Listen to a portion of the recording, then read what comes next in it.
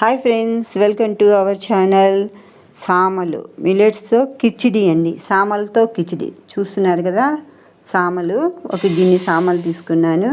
ఒక చిన్న డేక్షాలో కొద్దిగా పచ్చెనపప్పు చూస్తున్నాండి. ఎర్రపప్పు కందిపప్పు లాగే ఉంటుంది కానీ దీని పేరు ఎర్రపప్పు అండి. కొద్దిగా కందిపప్పు కూడా తీసుకున్నాను, కొంచెం కందిపప్పు. ఈ మూడింటిని మిక్స్ చేశాను. మిక్స్ చేసిన తర్వాత నీళ్లు పోసుకున్న తర్వాత రెండు మూడు సార్లు మంచిగా కడుక్కొని సైడ్ పెట్టుకోవాలండి. ఎలా లేదన్నా తక్కువ టైం అంటే 4 గంటలు, 4 నుంచి పైన నానబెట్టుకున్నా పర్వాలేదండి.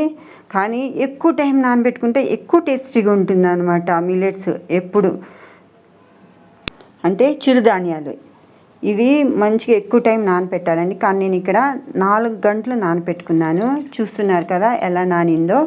ఇలా నానపెట్టుకోవాలండి. నానపెట్టుకున్న తర్వాత కుక్కర్ గిన్నె ఉంటుంది కదండి, కుక్కర్ గిన్నెలో వేసుకోవాలి.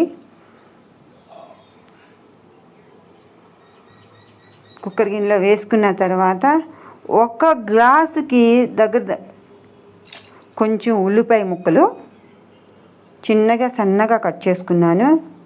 ఒక 3 పచ్చిమిరపకాయలు, మంచిగా పండిన ఒక టమాటా చిన్న చిన్న ముక్కలు కట్ చేసుకున్నాను. చూస్తుండండి, ఈ ముక్కలు యాడ్ చేసుకున్నాను.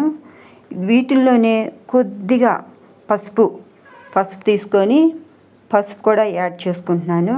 యాడ్ చేసుకున్న తర్వాత ఉప్పు వేయట్లేదండి, సాల్ట్ వేయకుండా మనం దీన్ని ఒక 5-6 విజిల్ వచ్చే వరకు కుక్ చేసుకోవాలి స్టవ్ మీద పెట్టుకొని. చూస్తున్నారు కదా. ఇప్పుడు సాల్ట్ యాడ్ చేసుకుంటున్నాను. ఎందుకంటే ముందే యాడ్ చేసుకుంటే మంచిగా మెత్తగా ఉడకదండి సాల్ట్ వేస్తే, అందుకని వేసుకోలేదు. ఇలా మొత్తం కలుపుకొని సర్వ్ చేసేసుకుంటే తినేయొచ్చండి. కమ్మగా టేస్ట్గా ఉంటుంది.